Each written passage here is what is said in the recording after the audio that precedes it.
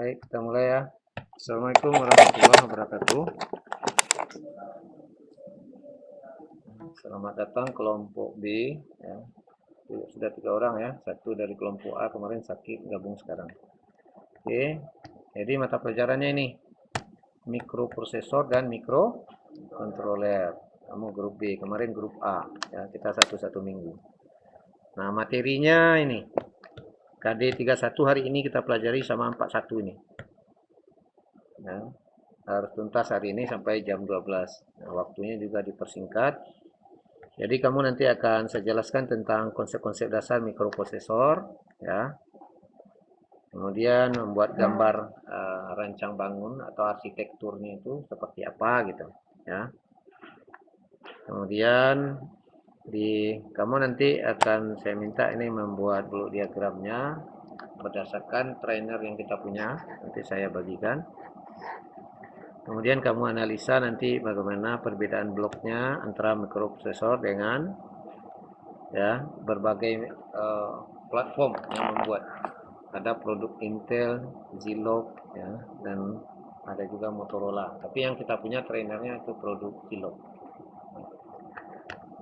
Nah, jadi ini untuk hari ini, ya, harus tuntas ini sampai jam 12. Harusnya sebenarnya ini berapa jam? 7 jam. Kalau 7 jam itu harusnya sampai jam setengah 3, setengah 2 ya, iya setengah 3. Nah, sekarang dipangkas jamnya di masa pandemi ini jadi sampai jam 12, dan itu pun dipakai istirahat setengah jam, jam setengah 10 sampai jam 10. Nah, kamu harusnya masuknya jam 7.30. Nah, sekarang udah 8.30 baru datang separuh. Jadi malasnya masih nonjol gitu. Oke.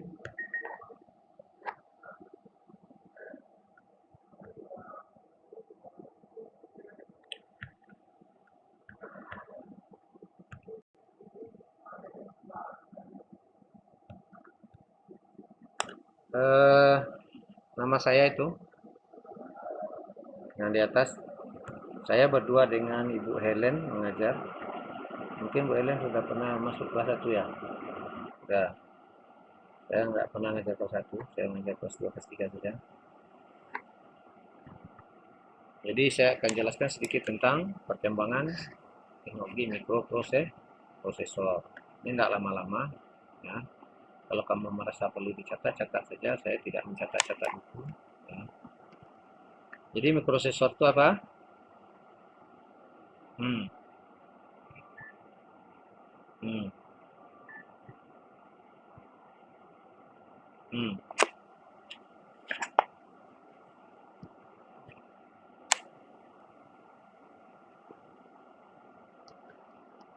Itu ada mikroprosesor trainer, terus ada satu di belakang kamu yang putih itu saya ambil chipnya. Ya. Ini ke semua komputer, semua laptop ini, termasuk HP kamu itu menggunakan mikroprosesor. HP kamu apa mikroprosesornya? Sudah dicek spesifikasinya seperti apa. Kalau orang jual HP itu biasanya disebutnya dapur pacu gitu, ya kan? Itu istilahnya kalau orang-orang jual itu gadget itu. Dapur pacu itu adalah mikroprosesor. Komputer, laptop, ya, itu menggunakan mikroprosesor. Oke, masuk HP kamu menggunakan mikroprosesor. Apa bedanya dengan mikrokomputer coba? Nah, kalau mikrokomputer, coba lihat. Tadi mikroprosesor, ya. Sekarang mikrokomputer, komputer mikro.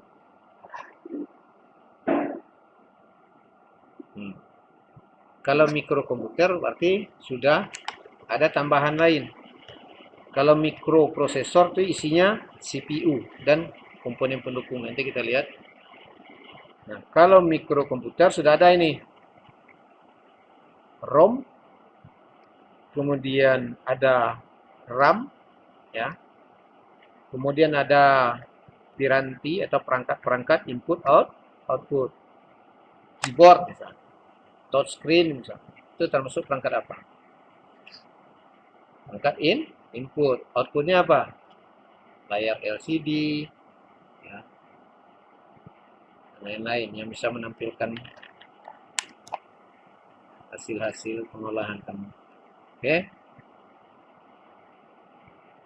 Semuanya disusun dalam satu board. Itu disebut dengan mikrokomputer. Kalau mikrokontroler, berarti trainer apa nanti? Trainer mikroprosesor kita itu sudah termasuk dia mikrokomputer. Karena mikroprosesor ini tidak bisa berdiri sendiri. Dia butuh yang lain-lain. Yang lain-lainnya itu antara lain ROM, RAM, peripheral interface atau PPI, ya, untuk input output, dan perangkat-perangkat lainnya seperti counter, ya, pointer, dan lain-lain. Kemudian ada register-register nanti, ya. Nah, kalau mikrokontroler apa? Nah, ini yang kita pelajari semester besok. Semester besok kita full mikrokontroler. Nanti kita mungkin memprogram dengan robot, memprogram robot mengikut garis-garis ini. Ini kan ini track ini diikuti oleh robot nanti. Tapi robotnya diprogram gitu. Itu menggunakan mikrokontroler. Banyak aplikasi ini nih. Sebenarnya di masa pandemi ini bisa jadi proyek kita ini. Ya, mikrokontroler. Misalnya kamu buat nanti sensor keran otomatis pakai mikrokontroler bisa. Ya. Tidak tangan ke keran kalau iya. Dijauhkan tangan di keran, iya mati. Gitu. Itu bisa kita buat nanti. Oke. Nah, jadi mikrokontroler ini itu di dalam satu chip, dalam chip yang tunggal itu ada semuanya di situ. Kalau mikrokomputer enggak ditambah-tambahkan di dekat-dekat mikroprosesor tadi. Mikroprosesor, nah, sebenarnya. Nah, itu ada PPI, ada terminal input outputnya di sekitar itu dalam satu board. Kalau mikrokontroler dalam satu chip, dalam satu chip, dalam satu IC-nya hitam ketik doa, dalam tunya satu. Itu contohnya yang trainer itu, yang abu-abu itu mikrokontroler yang dipasang di dalam board Arduino Uno namanya. Nama ATP mikrokontrolernya adalah ATmega 328P. Itu bisa kamu gunakan nanti bikin macam-macam, mau mengontrol apa gitu. Ada juga trainer yang di dalam lemari kuning itu. Itu saya yang bikin, ada 7 unit sekarang tuh. Nah, itu semester besok kita praktek. Banyak yang bisa kita buat situ, mau bikin jam digital, mau bikin running tag, ya. Itu yang dalam lemari oranye itu yang baru. Atau ada 7 unit itu. Nah, itu praktek mikrokontroler itu saya buat. Ya. Oke. Jadi mikrokontroler itu disebut dengan kunci peripheral. Artinya dalam satu chip itu lengkap. Langkok ganok satunya. Oke. Nah, ini perkembangan mikroprosesor. Ya, kita tidak lama-lama. Mikroprosesor itu mulai dikenalkan oleh Intel pada tahun 71. Bapak kamu udah lahir tahun 71? Udah ya. Kamu yang belum kan? Itu yang pertama sekali dikeluarkan adalah versi atau seri 4004. Ya.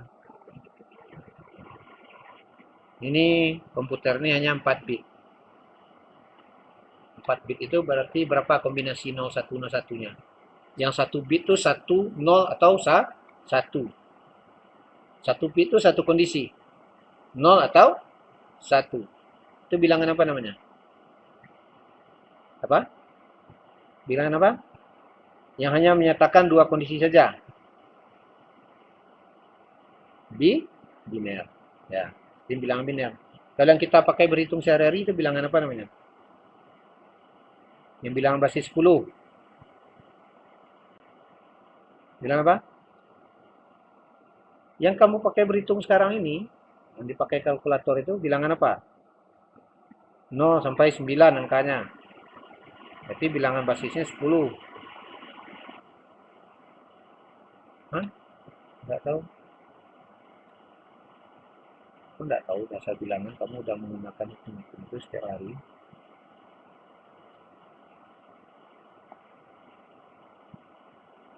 Tidak belajar itu di dasar elektronika kelas 1. Baik, laba baka bukunya. Bilangan dasar 10 namanya desi. Nanti kita banyak ya. Kalau memprogram mikrokontroler kita bilang basisnya nanti 16. 16 berapa? Apa namanya? Bilangan dasarnya 16 gitu. Dia tidak kenal desimal, dia tidak kenal biner. Tapi kamu memasukkan program berdasarkan bilangan basis 16. Apa namanya? Apa? Oktal 8. Yang 16. Biner ke biner ya. Jadi biner itu kondisinya 2 tadi. Binernya balik ya. Merah. Yang dasar 6 balik. Kau penbasi kalian saya goyang lah tadi taruhin kau. Runtuh rumahnya kau kasih gue. Pokoknya pelajaran kelas 1 itu dipahami. Ya. Kalau pelajaran kelas 1 tidak mantap, kelas 2 tambah tidak mantap. Kelas 3 apalagi, karena kelas 3 itu aplikasi dari yang kelas 2 ini. Kelas 2 ini aplikasi dari pelajaran kelas 1. Kalian banyak hura-hura, saya belajar. Kau masuk ke jurusan kau, entah iyo kemauan kalian kan tidak.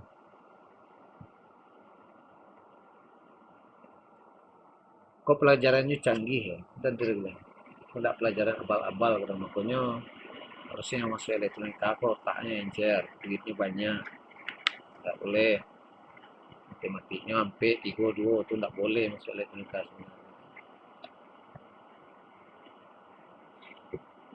Nah itulah perkembangannya tahun 72 keluar 8008, ini sudah 8 bit ya. Oke. Nah, itulah perkembangannya terus gitu ya. 78 keluar 8086, 8088. Ini sudah ya, bitnya sudah ditingkatkan. 286 bitnya sudah ditingkatkan, kecepatannya sudah ditingkatkan. Kalau sekarang serinya berapa? Kemudian 85 keluar Intel i386 ya. 89 Intel 8486. Tahun 93 Intel 586. Tapi dia tidak populer dengan 586. Dia dipopuler dengan nama Intel Pentium namanya. Atau disebut juga Pentium 1 gitu. Ya. Itu serinya sebenarnya adalah 586, tapi dia lebih dikenal dengan Pentium. Nah, tahun 95 Pentium 2, Pentium Pro. 97 Pentium 2. Ya. 98 Pentium 2 Xeon. Ini untuk kebanyakan dipakai untuk apa namanya server. Ya. Kita punya itu. Kita punya Pentium 2 Xeon sekarang di depan itu. Ada server kita. Kita dipakai sekarang tanda saya tidak tahu. Biasanya masih mungkin ya. Kemudian Intel Celeron. Nah, Intel Celeron kebetulan laptop saya ini pakai Intel Celeron ini. Ya. Produknya sudah ketinggalan tapi masih bisa saya pakai. Kemudian Pentium 3, Pentium 3 Xeon, Pentium 4, kemudian ini clocknya sudah sampai 3,4 ya. Sekarang terkenal dengan Pentium berapa? Kalau kamu beli komputer, ada yang beli komputer? Ada yang punya komputer di rumahnya? Tidak ada. Kalau kamu beli komputer sekarang sudah Core i berapa? Atau laptop gitu. Sudah Core i sekian gitu ya. Saya terakhir Core i 7. Sekarang udah Core i berapa? 9. Seperti itu. Nah, itulah perkembangannya ya. Jadi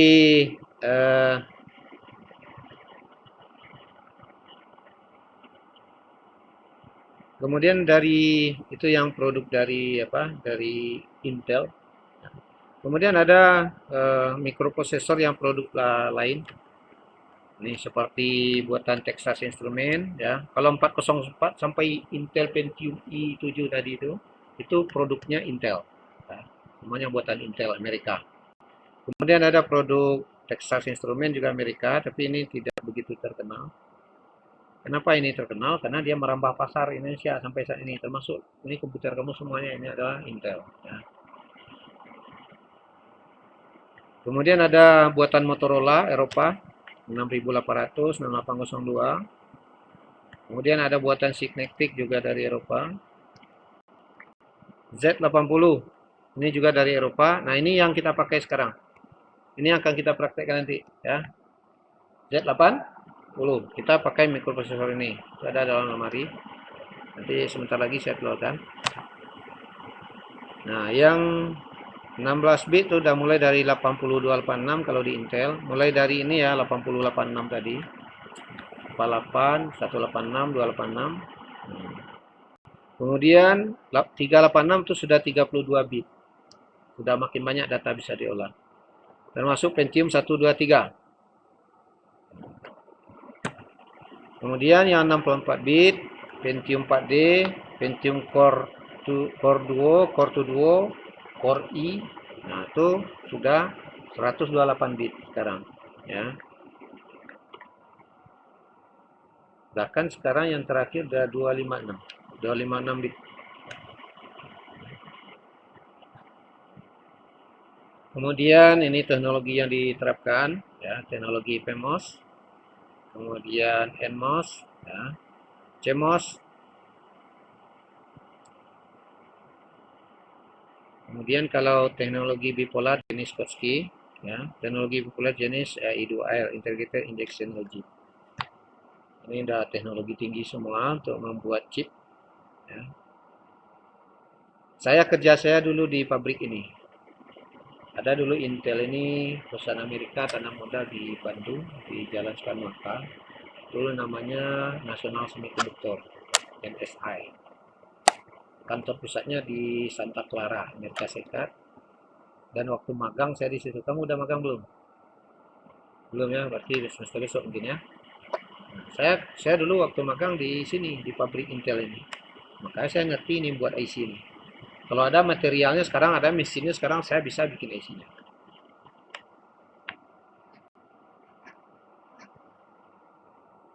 Oke. Jadi ini keuntungan dan konsepsi penggunaan mikroprosesor. Ya. Sifatnya programmable. Ya. Dapat dikendalikan oleh software-software. Misalnya, banyak software itu ya, yang dikembangkan sekarang.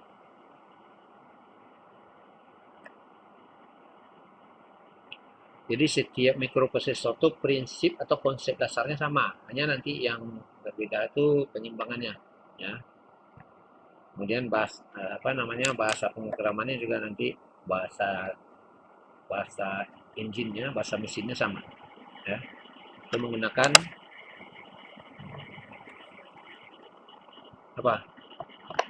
bahasa yang paling rendah tingkatnya yang dikenal oleh komputer ini. Kalau tanpa menggunakan bahasa, kamu harus menginput 0101 itu secara manual. Coba repotnya. Menuliskan angka 9 saja kamu mesti ngetik 4 kali. Angka berapa yang diketik 4 kali di biner supaya hasilnya angka 9. Bisa merubah 9 desimal jadikan biner. Berapa angka biner? Ada manual. Merubah dari desimal ke biner, merubah dari biner ke desimal, pelajari lagi ya. Pelajaran buku ke-1 kamu cari, masih ada. Nah, balik lagi. Kalau enggak, percuma saya ngajar ini kalau kamu enggak paham itu. Yang kecil bagara rasa guru ke-1 aja. Oke. Nah, jadi kalau untuk aplikasinya gimana? Ini bisa peluru kendali, rudal itu dikendalikan dengan itu. Kita bisa, kalau peluru kendali ini bisa menembak antar benua. Benua ada tembakan di Asia kok, ditembak ke Afrika. Nah, tiba sini. Abi rato C negara bisa. Karena dia menggunakan nuklir.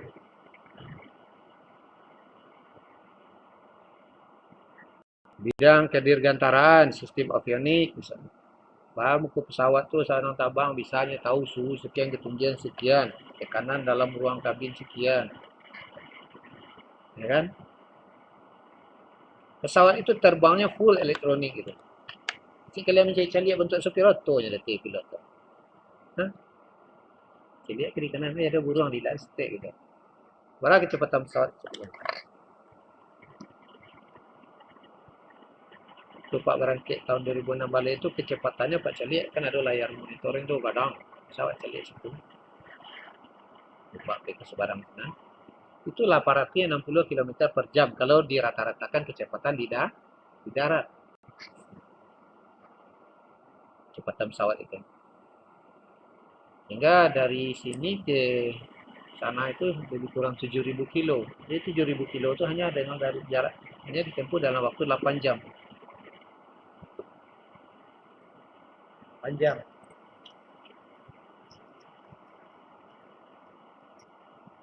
Tuh, baik.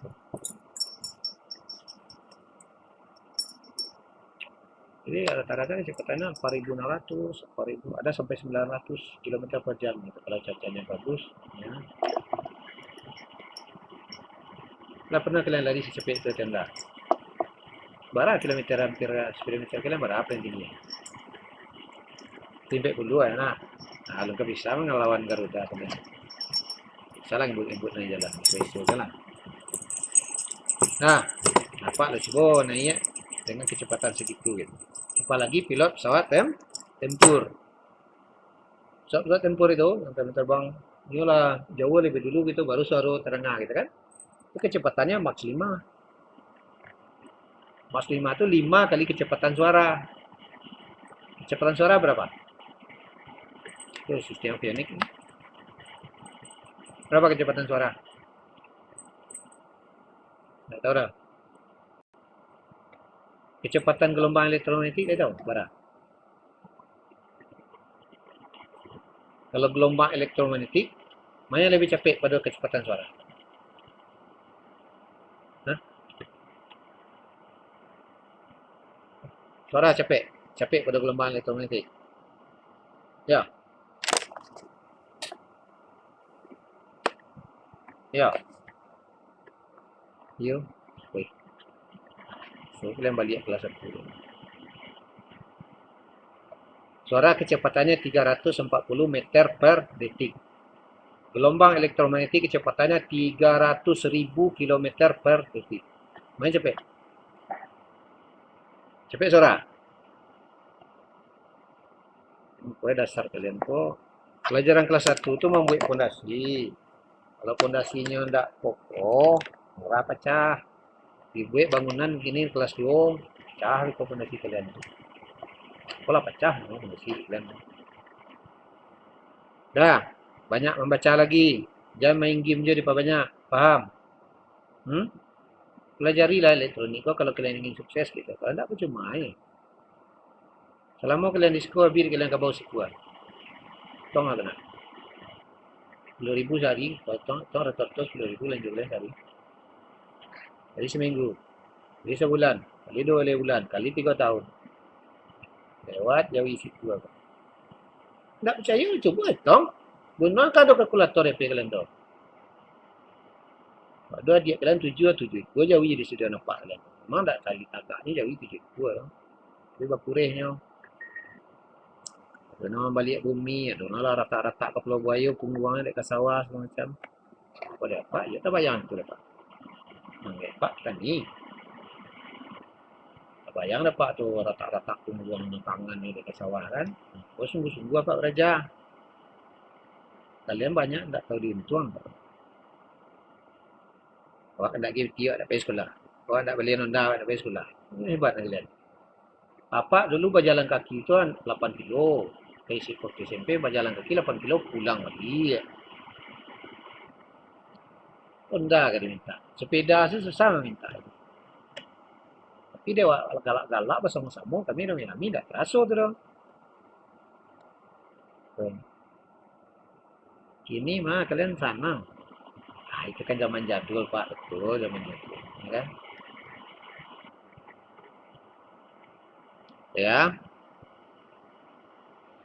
Nah, kemudian di alat-alat rumah tangga, itu AC kamu itu menggunakan mikroprosesor, mikrocontroller, ya, micro open, pemrograman channel TV. Kalian kan tinggal sanang-sanang sih mecek-mecek TV-nya kan. Channel 10, channel 2L. Itu yang menyimpan-nyimpan channel 10, channel 2L siapa? Ngerti nggak kamu dia gimana kerja keras dia di dalam? Ini kalian ngeleng-ngeleng sih untuk kan sekarang kan? Game, PlayStation, wah, pun hobi kalian mana kan? Ya. Kemarin kelas 3 saya ajar membuat game, itu sekarang jauhnya belum. Ambil game kerjanya.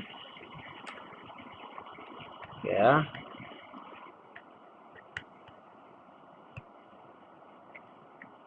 oke. Okay.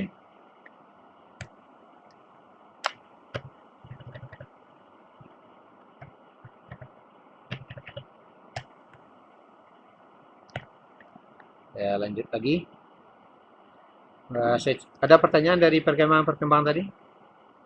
Kalau enggak, saya langsung masuk ke job kita yang pertama. Ada yang mau kamu tanyakan dulu tentang mikroprosesor ke saya? Silakan. Ini job kita hari ini. Berarti kita praktek. Ya. Nanti ini saya print. Ya, sebentar lagi saya print. Printernya sebelah sambil saya ngambil kunci lemari nanti kita print ini. Judulnya itu, judul praktek hari ini, mengidentifikasi komponen dan panel input-output mikroprosesor primer. Ya, ini harus tuntas hari ini. Ya, mau bikin laporannya nanti. Jadi setiap kamu datang ke sekolah ini, kita praktek. Ya. Apapun mata pelajarannya dengan saya nanti kamu pasti praktek. Dan harus ada hasilnya. Gitu. Ya. Nah, tujuan praktek hari ini, ya, kamu paling harus paham dulu. Sebelum kita praktek dengan alat itu, kita harus mengenal dulu alat itu. Ya. Kalau enggak, nanti kamu bingung. Mana yang mikroprosesor? Ya kan? Oke. Nah, secara garis besar, ya, saya belum jelaskan ke kamu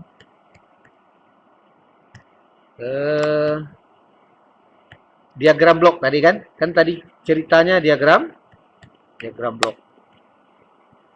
Diagram blok, ya. Mengenai bahasa, nanti setelah ini kalau kamu sudah paham, nah kita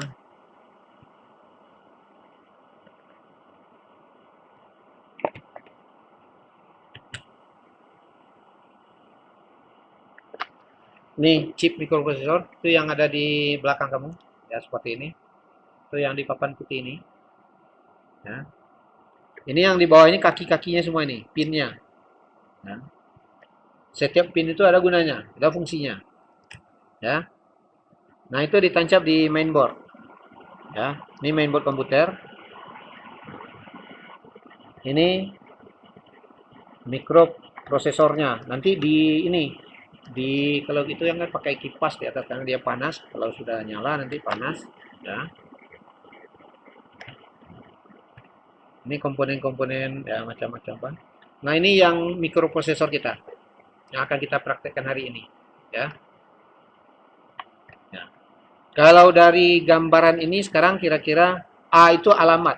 A ini alamat, address. Ya, address. Nih. Kamu lihat alamatnya dari berapa sampai berapa coba. Hmm? Kemudian D ini data. Berarti kalau sebuah mikroprosesor nanti itu terdiri dari blok pertama, Central Processing Unit. Kamu gambar ya, tulis di buku kamu. CPU. Blok pertama. CPU. Bukalah buku kamu. Jadi blok yang pertama. Nah, CPU ini dia butuh ada teman-temannya nanti. Ada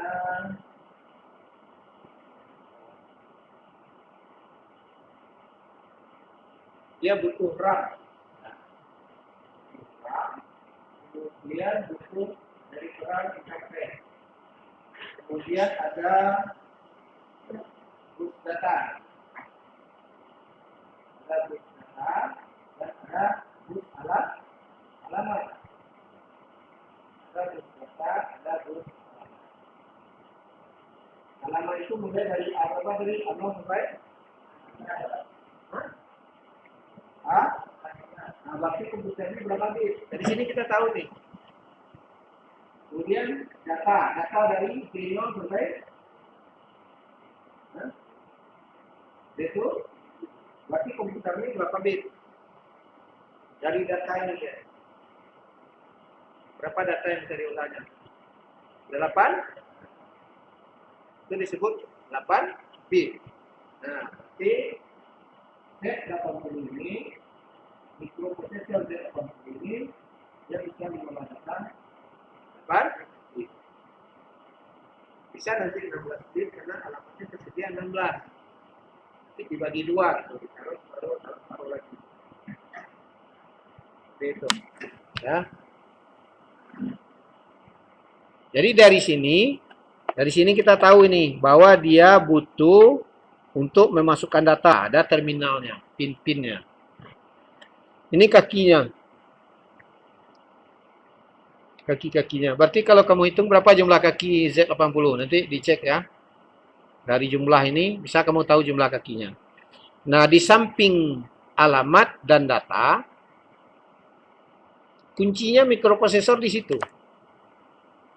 Tukang pos baru sampai atau yang ngirim apa? Kamu ada enggak belanja online? Siapa yang pernah belanja online? Belum pernah. Saya sudah sering. Ya, karena PT Minggu saya belanja online. Apa yang perlu saya beli online. Jadi diantar ke rumah gitu kan. Orang yang ngantar itu, kurir itu, dia pasti datang ke rumah karena kita tentukan alamatnya. Kalau datanya itu yang dia bawa itu data namanya. Data itu nanti akan diteruskan ke alamat kita. Nah, di sini seperti itu juga mikroprosesor ini. Kamu suruh mengolah apa? 2 kali 2. Kok bisa hasilnya ditampilkan 4 gitu oleh mikroprosesor ini. Ketika kamu tekan 2 pertama, itu disimpan di alamat ini. Kamu tekan kali, simpan alamat ini. Tekan 2 lagi, simpan alamat ini. Tekan sama dengan, nah, nanti diolah oleh CPU. Apa itu CPU? Central Processing Unit. Di dalamnya ada Arithmetic Logic, ya, atau ALU. Arithmetic Logic Unit. Arithmetic apa? Pernah belajar matematika? Nah, yang berhubungan dengan aritmatika berhubungan dengan apa? Kan banyak bidang-bidang matematika tuh, ada namanya trigonometri, betul? Ada aljabar, ada aritmatika.